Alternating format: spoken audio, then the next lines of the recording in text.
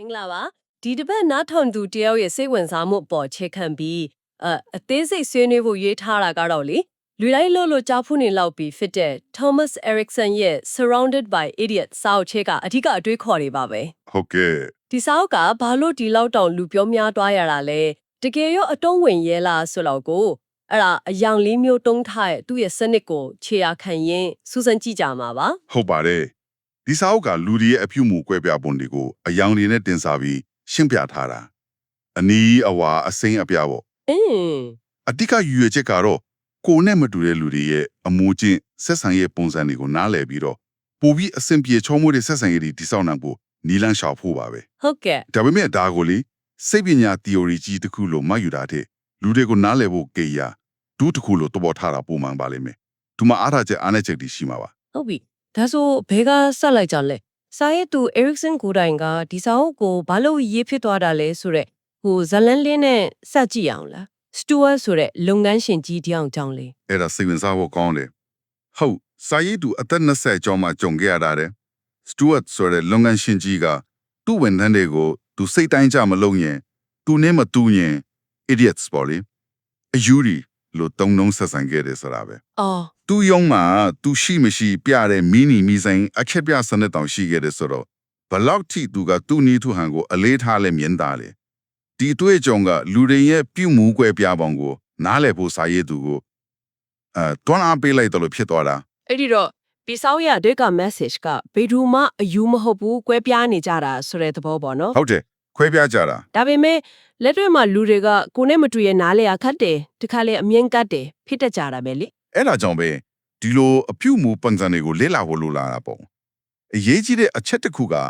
ဆက်သွယ်ရေးမှာကိုဘာပြောလိုက်တယ်ဆိုတာထက်နားထောင်တဲ့သူဘယ်လိုလက်ခံလိုက်တယ်ဆိုတာကပိုအရေးကြီးတယ်ဆိုတာပဲอืมမှန်တယ်လူတယောက်ရဲ့အဓိကလွှမ်းမိုးနေတဲ့အရာကိုတီးထိုင်ကိုယ့်ရဲ့ပြောဆိုဆက်ဆံပုံကိုလိုအပ်တယ်လို့ချိန်ကြီးနိုင်တယ်ဒီနေရာမှာစာအုပ်မှာဂျေဆုတင်လွှာထက်ပါတဲ့ Bill Knulit နဲ့ David Bonstetter တို့ရဲ့ TTSI Success Insights အကြောင်းလေးထည့်ပြောရင်သူတို့ကဒီစာအုပ်ခြေခံထားတဲ့ DISC ပုံစံအကဲဖြတ်မှု assessment ရဲ့အစောပိုင်းမျိုးဆက် software ကိုတည်ထွင်ခဲ့သူတွေ။အော်ဟုတ်လား။ဟုတ်ကဲ့။လူအပြုမှုကိုနားလည်ခြင်းကလုပ်ငန်းခွင်မှာရောဘွားမှာပါဘယ်လောက်အရေးပါလဲဆိုတာကိုသူတို့ကသူရိတနာတွေနဲ့ပြတ်ခဲ့ကြတာ။ DISC ပုံစံလို့ဆိုတော့အဲ့ဒါကိုအယောင်လေးနဲ့ဘယ်လိုချိတ်ပေးထားတာလဲအချိန်ချုပ်လေးရှင်းပြပေးပါလား။ DISC ဆိုတာကအင်္ဂလိပ်စကားလုံးလေးလုံးရဲ့အတူအကောက်ပါ။ဒီက dominance လွှမ်းမိုးမှုအနီရောင်နဲ့ကိုစားပြုတယ်။ I က influence ဩဇာလွှမ်းမိုးမှုဆွဲဆောင်မှုအဝါရောင် S က stability တည်ငြိမ်မှုအစိမ်းရောင် C က compliance စီကံလိုက်နာမှုစစ်ဆက်သေးချမှုအပြာရောင်ဒီလိုခွဲခြားတာပါစာရေးသူကဒီလက္ခဏာတွေကိုလူတွေမှတ်မိလွယ်အောင်အယောင်တွေနဲ့တင်စားလိုက်တာပေါ့အဲ့ဒီတော့လူတယောက်ကအယောင်တစ်ခုတည်းပဲဖြစ်နေမှာလားဒါမှမဟုတ်ရောနေတလားဟို Stuart ဆိုရင်ဒီအပြည့်ဖြစ်နေမဲ့ပုံပဲဟာ Stuart ကတော့အနီရောင်လွှမ်းမိုးမှုအများများမဲ့ပုံပါပါတယ်ဟုတ်တယ်ဒါပေမဲ့လူအများစုကအယောင်တစ်မျိုးတည်းပုံတွေကြီးမဟုတ်ကြဘူးစာအုပ်ထဲကစီးရင်စရာအရလူ 60% လောက်ကအယောင်နှမျိုးလောက်ပေါင်းစပ်နေတာတဲ့အော်80%အောင်ဟုတ်တယ်5%လောက်ကပဲအယောင်တစ်မျိုးတည်းလွှမ်းမိုးပြီးကျန်တဲ့15%က3မျိုးလောက်တောင်ပေါင်းစပ်နေတာနဲ့ဆိုတော့ဒါကလူတွေကိုအကွက်ထဲထည့်ဖို့ထက်သူတို့ရဲ့ဦးစားပေးအပြုအမူကိုနားလည်ဖို့တောက်ချက်တစ်ခုလိုပါပဲဒီလူတွေကိုအမျိုးအစားခွဲတဲ့ idea တော့အသက်ဆန်းလာဒါမှမဟုတ်အဲ့ဂရေကရှိခဲ့ဘူးလားအိုးဒါကအသက်လုံးဝမဟုတ်ဘူးရှေးဟောင်း Greek ခေတ်က Hippocrates ရဲ့ကိုတွင်းတကြီး၄ပါးဆိုတာရှိခဲ့တယ်လေသွေးအဝါရောင်သီးကြီးအနည်းရောင်သီးကြီးတက်လိတ်ကနေဆင်းသက်လာတဲ့စိတ်နေစိတ်ထား၄မျိုး sanguine choleric melancholic phlegmatic ဆိုတာတွေပေါ့ကြားဘူးတယ်လို့ပဲအဲ့ဒါတွေကဒီ DISC အယောင်နေနဲ့အတော်လေးဆင်တူတယ် sanguine ကအဝါ choleric ကအနီ melancholic ကအပြာ phlegmatic ကအစိမ့်နဲ့တူတယ် estet လူမျိုးတွေမှာလည်းမီးလေမြေရေထက်ကြီးလေးမနဲ့ခွဲတာရှိခဲ့တယ်။အော်ဆိုတော့ဒါကခစ်အဆက်ဆက်ကလူတဘာဝကိုနားလည်ဖို့စူးစမ်းခဲ့တဲ့အတွေးခေါ်တွေကိုခစ်တဲ့ပုံစံနဲ့ပြန်တင်ဆက်တာလို့ပြောနိုင်တယ်။ဒါပေမဲ့တတိပေးချင်တာကဒါရာလို့ကိုဖြည့်ရှင်းပေးနိုင်တဲ့မော်တက်မဟုတ်ဘူး။လမ်းညွှန်ချက်တစ်ခုရှုထောက်တစ်ခုပဲ။ဒီကအားထားချက်သူတို့ကဘာကမောင်းနေနေတာလဲ။အနီရောင်ရဲ့အဓိကမောင်းနေအားကရလပ်ပဲ သူတို့ကတက်ကြွတယ်မြင်တယ်ပြတ်သားတယ်ရည်မှန်းချက်ကြီးတယ်ခေါင်းဆောင်ခြင်းတယ်ပြိုင်ဆိုင်လို့စိတ်ပြင်းထန်တယ်လုပ်ငန်းပြီးမြောက်ရေးကိုပဲအာရုံစိုက်တယ်စကားပလင်ခံနေတဲ့အချင်းဆွဲနေရတယ်ကိုမကြိုက်ဘူးသူတို့အတွက်အချင်းကရွှေပဲ ဟုတ်တယ်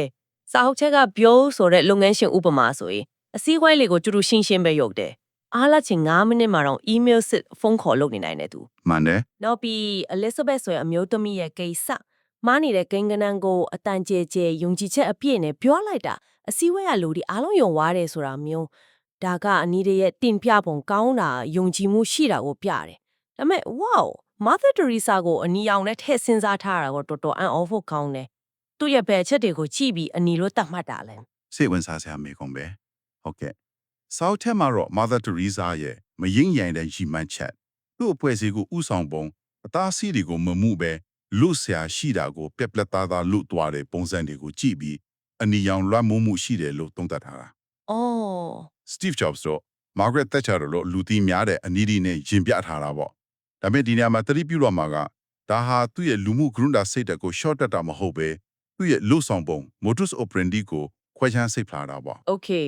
နားလည်ပြီဒါပေမဲ့အနီရောင်တွေရဲ့ဒီလိုပြတ်သားမှုရလက်ကိုပဲကြည်တက်မှုတွေကအားနည်းချက်ဖြစ်လာနိုင်တာမျိုးဒါမှမဟုတ်တခြားသူတွေကသူတို့ကိုဘလို့အနုလက္ခဏာမြင်နိုင်လဲ အများကြီးရှိနိုင်တယ်သူတို့ကစိတ်မရှိဘူးတခြားသူတွေအမြင်မှာထိန်းချုပ်လို့စိတ်အယမ်းများတယ်အာနာရှင်ဆန်တယ်လို့ထင်နိုင်တယ် ဟုတ် သူတို့ရဲ့ပွင့်လင်းမှုကရိုင်းဆိုင်မှုလို့အထင်ခံရနိုင်တယ်ရက်လက်ရောက်ဖို့တခြားသူတွေရဲ့ခံစားချက်ကိုနင်းချေသွားတတ်တယ်စီးမြင့်တွေကိုကိုယ့်အတွက်အဆင်ပြေရင်ချိုးဖောက်ဖို့ဝင်မလဲကိုဟိုဘျောင်းလေပတ်စကာတီတန်လန်ကမောင်းနေဥမာလို့ အင်း ဒိုင်းဝေးဆောင်ရတာက